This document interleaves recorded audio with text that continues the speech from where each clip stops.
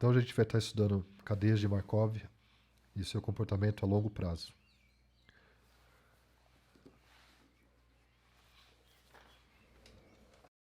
Então essa é a página 6.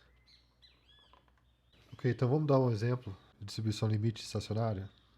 Então esse exemplo, gente, que a gente vai estar trabalhando, ele é um exemplo que a gente vai estar seguindo sempre. É um exemplo bem simplesinho para a gente tentar entender analiticamente o que está acontecendo com esse negócio de distribuição limite estacionária. Então sempre tenha em mente esse exemplozinho para a gente tentar entender. Então a gente vai colocar aqui, o exemplo vai ser o seguinte. A matriz de transição vai ser super simples, só tem dois estados, tá? E ela vai ser dessa forma aqui. 1 menos P, Q, 1 menos P, tá bom? Então o certo é sempre começar pelo grafo, até prefiro começar pelo grafo do que pela matriz. Como a gente está fazendo contas agora, né? Então a gente está meio que focado na parte analítico-algébrica.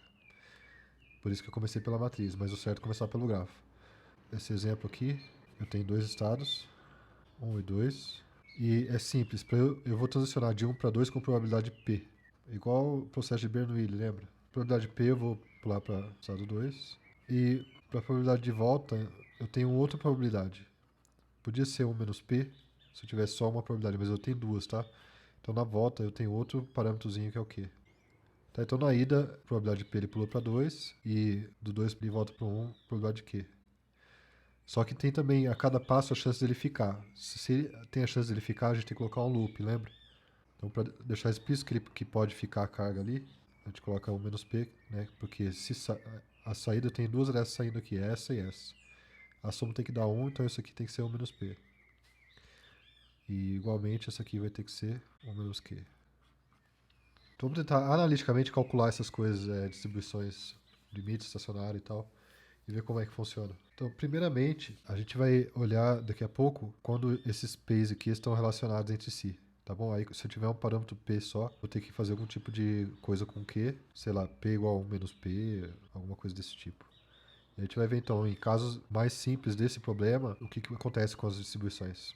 Então, primeira coisa aqui, antes de mais nada, antes de começar a calcular a distribuição limite estacionário, vamos tentar entender um pouco esse exemplo.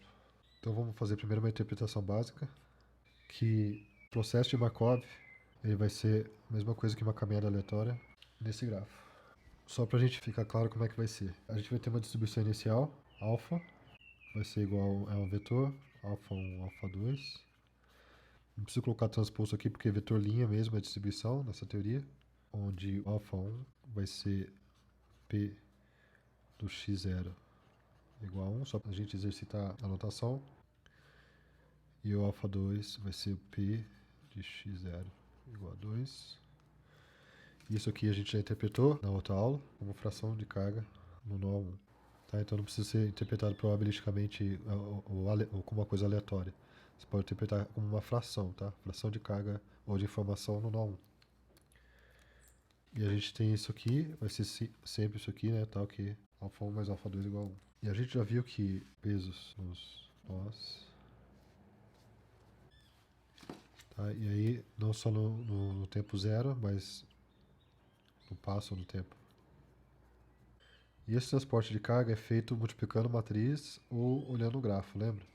Desenha no grafo multiplicando igual aquela animaçãozinha que a gente viu. Tá? Mas se a gente fizer com matriz, eu tenho o quê? A multiplicação de matrizes é igual ao transporte de carga. A diferença da aula anterior é que esse aqui a gente está com um exemplo concreto pequeno, tá? Então, por exemplo, se eu tiver um alfa, esse aqui é negrito, tá? Lembrando que esse aqui é negrito também, lembra? Eu posso fazer alfa negrito ou alfa com uma setinha também, tá bom? Com notação vetorial. Então, alfa P.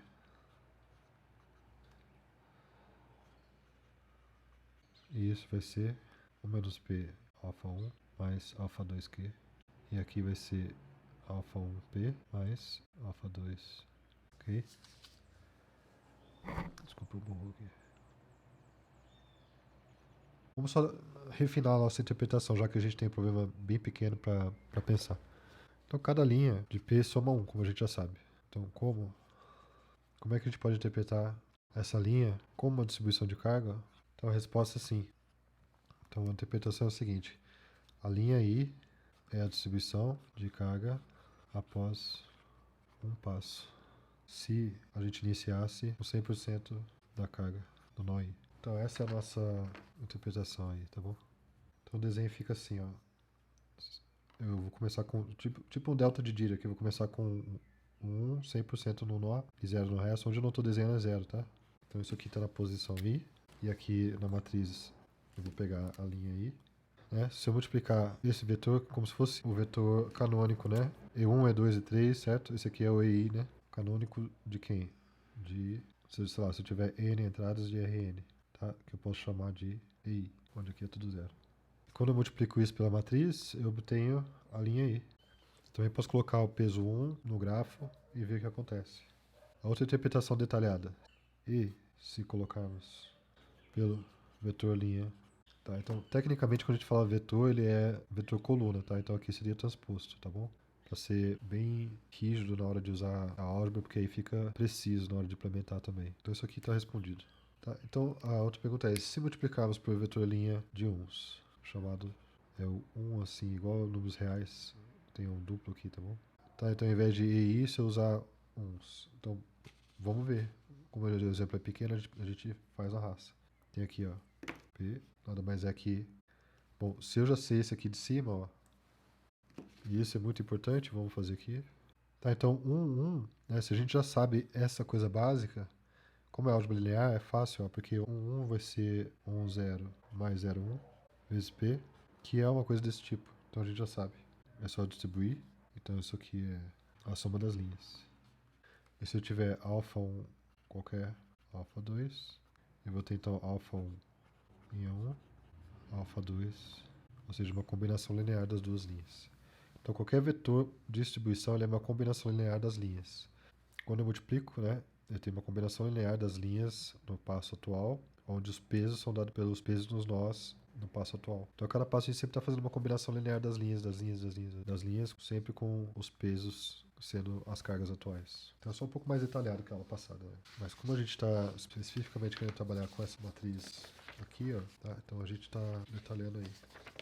É o seguinte, essa matriz P, então a linha I é a distribuição de carga após eu iniciar com 100% no nó I. Tá bom? Então, a gente já falou isso. Agora, se eu levar essa matriz a n, tá? Então a linha I da matriz P elevada a n é o valor da distribuição nos nós obtido após n iterações da cadeia quando eu inicio com 100% no nó I. Então eu posso ter a mesma interpretação para cadeia elevada a n.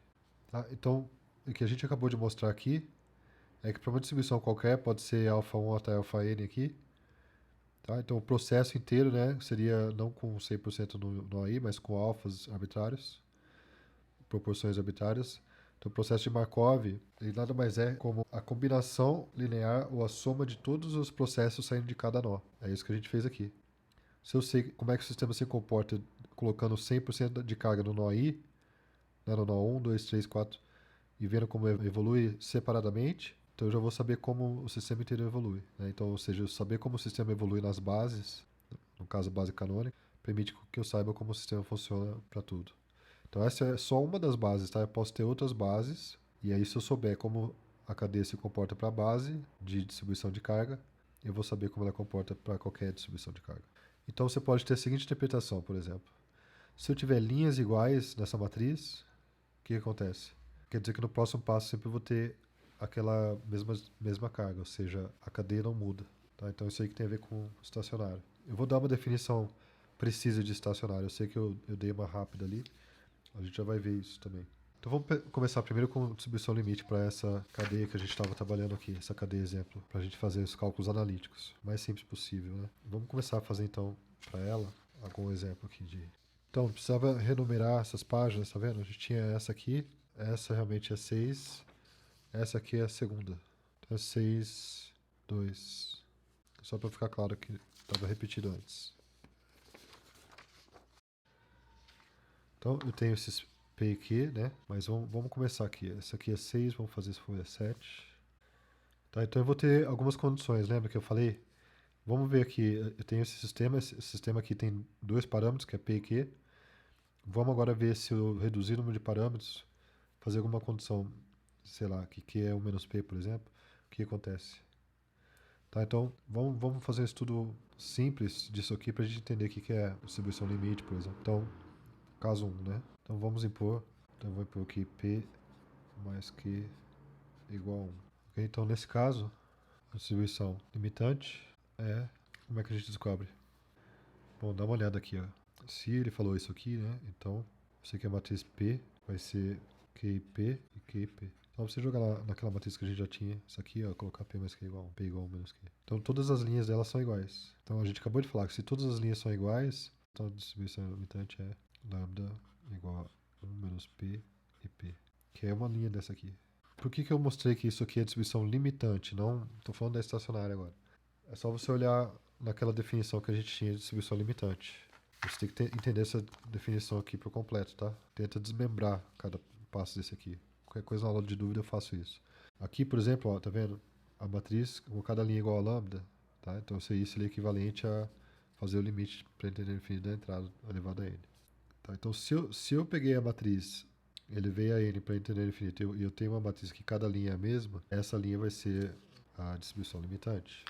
Então aqui a gente vê que a gente obteve cada linha sendo a mesma.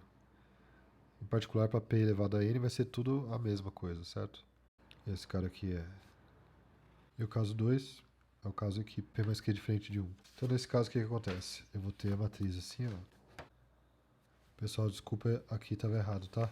Aqui era menos Q. Tá, então essa é a matriz, né? E P mais Q é diferente de 1. Então eu não posso usar essa equação para simplificar desse jeito. Como é que eu faço para achar essas coisas aí? Então eu faço o seguinte, eu quero... Para a gente usar essas definições, a gente vai ter que elevar a ele. Vamos pegar as entradas dela, só é matriz 2 por 2, certo? Ela vai ser um negócio assim. Tá, então Pn vai ser igual a P n menos 1 P, a entrada 1, 1. Como P é 2 por 2, isso aqui vai ser igual a... Isso é igual a P n menos 1, 1, 1, 1 menos P, mais P1, 2, n menos 1 Q. E agora eu vou usar o fato que PC estocástico, a soma das linhas é 1. P menos 1, 1, 1 menos P, mais 1 menos P. Tomar cuidado com Pzinho e Pzão aqui. Q. Logo, o P AN 1, 1 continua sendo Q mais 1 menos P menos Q. PAN menos 1, 1, 1. Isso é igual a... Mesma coisa, copio aqui, ó. Q mais 1 menos P menos Q. Q mais 1 menos P menos Q. P1, 1, N menos 2.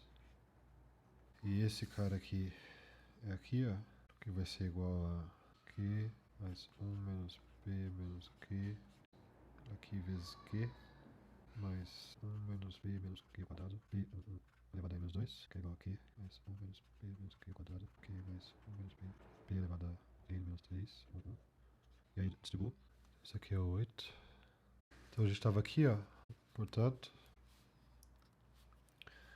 eu vou ter o P, 1 elevado a N, vai ser o Q somatório, K igual a 0 a N menos 1, 1 menos P menos Q elevado a K, mais 1 menos P menos Q elevado a N, que é igual a 1 elevado a N mais Q, 1 menos P menos Q, 1 menos P menos Q, 1 menos, desculpa, 1 menos 1 menos P menos Q. E isso pra gente vai dar Q, P mais Q, P sobre P mais Q, 1 menos P menos Q elevado a N. Okay, então a gente obtém essa expressão, aqui né, uma progressão, tá, beleza? Então, similarmente, eu vou ter P 2 elevado a N, P sobre P mais Q, Mas o mesmo raciocínio, tá? 1 menos P menos Q elevado a N. Logo, eu vou ter que a matriz P elevado a N vai ser dada por 1 sobre P mais Q, Q mais P menos P menos Q elevado a N, Q menos Q, 1 menos P menos Q elevado a N, P menos P, 1 menos P menos Q elevado a N, P mais Q menos P menos Q elevado a N.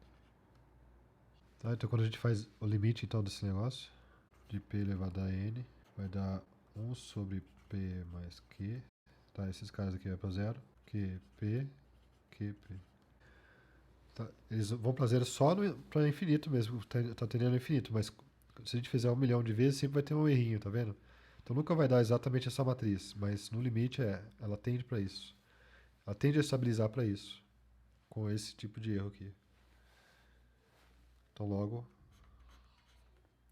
eu tenho lambda igual a sobre P mais Q, então essa distribuição limite, QP.